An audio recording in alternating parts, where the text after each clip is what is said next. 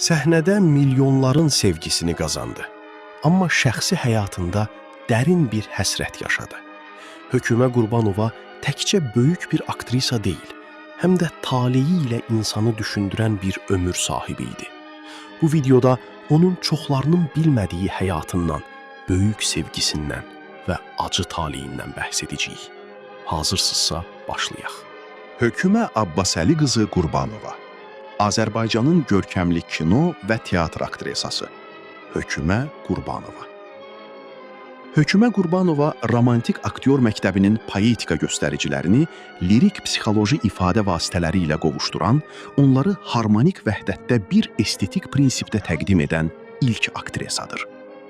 Ehtirası, fikirləri, məhəbbəti, hətta həyat kredosu müxtəlif müstəvi kəsiklərində çərpazlaşan, mürəkkəb faciə obrazlarının ən dramatik aktrisası.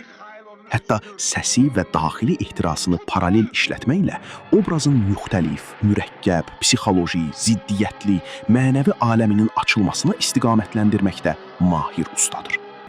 Mən onu tapmalıyım. O 18 ildir ki bu xəbəri gözləyir. Mən onu torpaq altında yatan minlərlə günahsız müqəssirlərin içində olsa belə tapacağım. Qulağına pıçıldayacağım. Qalx, qalx, mənəm, mən sənin sevincin. Qalx, mənim həyatım, qalx, mənim nakam məhəbbətim. Qalx, qalx, sənə bəraət verilmişdir. Tükənməz ehtiraslı, sən bilməzsən bir amidli, coşqun emosionallığı, musiqili, lirik, dramatik səsli bir aktrisa idi. Romantik aktyor məktəbinin görkəmli nümayəndəsi olmaqla bərabər, o həm də realist üslubda möhtəşəm sənət nailiyyətləri qazanmışdı. O, milli teatr səhnəmizin misilsiz faciə aktrisası idi. Hökümə xanımın anası Malikat xanım, böyük bəstəkar Müslüm Maqamayevin bacısı idi. Onlar uzun müddət Füzuli küçəsində Müslüm bəyin olduğu evdə yaşayırdılar. Hökümə xanımın teatra tez-tez getməsi, sənətə vurğunluğu, sənətə sevgisi ehtimal ki, həmin vaxtlarda yaranmışdı. O gizli duyğusunu, heç şübhəsiz ki, sənət yanğısını ilk dəfə teatr seyrindən almışdı. Hökümə xanım ilk dəfə teatra Müslüm bəylə getmişdi. Gördüyü, dinlədiyi ilk tamaşa isə Leyli və Məcnun. Vali olduğu sənətkarsa Ələsgər Ələkbərov olur. Həmin təsirdən, teatr cazibəsindən qurtula bilməyən Hökümə xanım teatra əyaq açır. Onu teatra yaxınlaşdıran ilk cığır isə Ələsgər Ələkbərov və ona qarşı olan xüsusi hisslər olur. Həyatdan bir pillə yuxarıda olan səhnə, yaşamdan yüksəkdə olan, yerdən kənar rakurs anlamında bu həyat yolunun amansız tələbləri var. Bəlkə də çoxları onu xoşbəxt qədər sayırdı. Gözəl, cazibədar olduğundan çoxları ona heyran olurdu. Çoxlarının ağlını başından alırdı.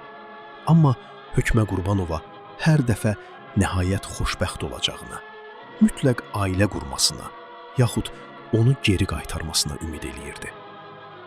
Sonralar bir müsahibəsində öz duyğularını etiraf edərək bildirirdi ki, teatra ümumiyyətlə bu məbədə Ələsgərin, yəni Ələsgər Ələkbərovun həvəsinə getdim.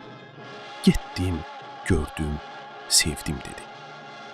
Bu səbəbdən Hökümə Qurbanova taleyini əbədi olaraq səhnəyə bağladı. O nəşəli idi, yoxsa kədərli? O nə nəşəli idi, nə də kədərli. Gördün mü Xalimiyana, o ağıllıdır. Kədərli deyilmiş, çünki kədəri əskərlərə dərd getirərdi. Nəşəsi də yoxmuş. Ah, o bununla demək istəmiş ki, bütün şadlığı, əyləncəsi sirdə qalmış. Sənə rast gəldi mi bəs çaparları? Gəldi hökmüdarım, 20 nəfər. Nə çox göndərirsən bu çaparları. Mənim Antonimi almadığım gün dünyanın ən bədbaxt günüdür, bilir. Söylə Xalimiyana, mən Qay Yulini bu cürümü sevirdim. Yuli iyiydi. Ah, dilim qurusun. Tez ol söylə ki, Antoninin tayı dünyada yox. Yuli qəhrəman. And içirəm ki, o ərlər ərini, Antonini bir daha Yuli ilə yanaşı qoysan, qana boyaram dodaqlarını. Bağışla xanımım, gəl bağışla ki, o keçən sevdanı yadına saldım. Onda mən uşaqdım, təcrübəsizdim, balaca bir qızdım. yetişmemişdim. Coşum kaynamırdı o zaman kanım.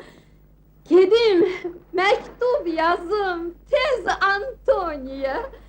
Mısır'ın ahalisi kurtarana dek, mən ona çaparlar gönderem gerek. Onun Ələsgər Ələkbərovla olan qısa ailə həyatı isə ömrünün sonuna kimi həsrətə çevrildi. Həsrətlər nə zamansa bitir deyirlər, amma Hökümə Qurbanova üçün bu qərar, bu dönüş mümkün deyildi. Çünki gec idi. Həyat bizə verdiyi fürsətlərə təkrar dönmək şansını çox az, bəzənsə heç bir vaxt vermir. Sonra nə oldu? Artıq qapıda bizim tanımadığımız Hökümə Qurbanova dayanmışdı. Hökümə Qurbanova. Teatr tariximizdə Hökümə Qurbanova kimi göz və səs variasiyaları ilə oynaya bilən ikinci qadın sənətkar olmadı. Tamaşaçı salonunun arxası sıralarında əyləşən tamaşaçılar da onun məşhər kimi yanan ağırlıq, gözlərindəki mənanı aydın görürdü, duyurdu, dərk edirdi. Pauzaları baxış və hərəkətləri ilə doldururdu. Hökümə xanımın rolları ayrı-ayrılıqda insan taleyləri idi. Hökümə xanımın bu obrazları həyatda olduğu kimi yaratsa da, deyirdi, mən oynadığım qəhrəmanların heç birinə bənzəmirəm. Axı onlar tamamən müxtəlifdir. Hərəsi bir fərddir. Mən isə kimsəyə bənzəmirəm. Hökümə Qurbanova çox ciddi, işinə məsuliyyətlə yanaşan, müstəqil, yaradıcı aktrisa idi. Hökümə Qurbanova uzun illər Ədil İskəndərovla işlədi. Rollarının böyük bir qismini bu rejissorla birgə yaratdı. Hökümə Qurbanovadan sonralar daha çox sevdiyi rejissor isə Mehdi Məmmədov oldu. Görkəmli rejissorun Hökümə xanıma böyük rəğbəti var idi. Elə bu pərəstişin nəticəsi idi ki, Mehdi Məmmədov Hökümə Qurbanova haqqında onun Sənət Ulduzu adlı monoqrafiyasını yazdı. Kitabda maraqlı bir fikir var. Azərbaycan aktrisasının səhnəyə gəlişi və qələbə çalması böyük hadisədir. Qızıl hərflərlə yazılmağa layiq olan qəhrəmanlıq dastanıdır. Bu da bizim Nina. Anamdır, tanış olun. Sağ ol. Hoş gördük. Baxsın, çamadanı zat belə birdən-birə. Görürəm, hoş gəlmisiniz. Ben gittim, çao. Buyurun, keçin içeri. Sağ ol. Mən kitabımda bu dastanın bir cəhvəsini yazdım. Sənət kəhkəşanında onun düzünü nişan vermək üçün. Daha sonra bütün qalmaqal və intriqalara baxmayaraq 1964-cü ildə rejissor Tofiq Kazımovun quruluşunda səhnələşdirilmiş Antoniya və Kleopatra tamaşasında Kleopatra rolu Hökümə xanımın yaradıcılığında zirvə hesab edildi. Mədəniyyət tarixində Hökümə Qurbanova səhnəmizin misilsiz, faciə aktrisası olaraq qaldı. Və beləliklə, Hökümə Qurbanova 1960-cı ildə Azərbaycan xalq artisti, 1965-ci ildə isə SSR xalq artisti adına layiq görüldü. Hökümə Qurbanova niyəsə qəfildən qızını öz sənətinin davamçısı kimi görmək istədi. Və o bu istəyin nəyin bahasına olursa olsun həyata keçirməkdə israr göstərdi. Həmişə olduğu kimi bu məsələdə də Hökümə xanım istəyinə nail oldu. Axı ananın sakit, ürək yumuşaq qızı üzərində çox böyük təsiri, güclü təzyiqi var idi. Berlində də. Müharibədən əvvəl bənni idi. Sonra topçu oldu, serjant. Nə qədər topçu görmüşəm. Elə o qədər də serjant görmüşəm. Caizi için soyuyor. Çox sağ olun.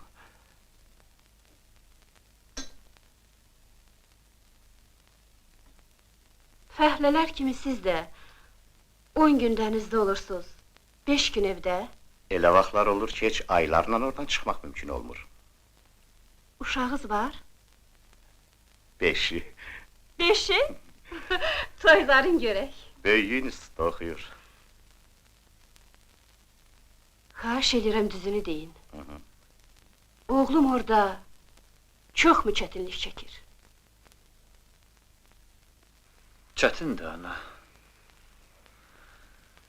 Çox çətin. Hökümə Qurbanova hər zaman hökmünü yerinə yetirən qadın, ana və aktrisadır. ömrünün ikinci, üçüncü baharını yaşayan, qışda olsa da alma ağaclarını çiçəklənməyə məcbur edən güclü daxilə malik Hökümə Qurbanova həyatının son günlərində tənha qaldı. Onun sənət gəhgəşanında olan ulduzu daim parlaq yansa da, öz ulduzu sönmüşdü. Beləliklə, Hökümə Qurbanovanın həm sənətdə qazandığı böyük uğurlara, həm də çoxlarının bilmədiyi həyat hekayəsinə qısa nəzər saldıq.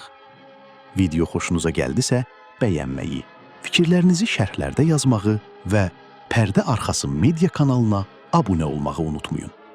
Yeni maraqlı videolarda yenidən görüşmək ümidi ilə sağ olun. Özü yıxılan ağlamaz deyiblər ay oğul. Başqaları kimi yaşamaq istəmədin.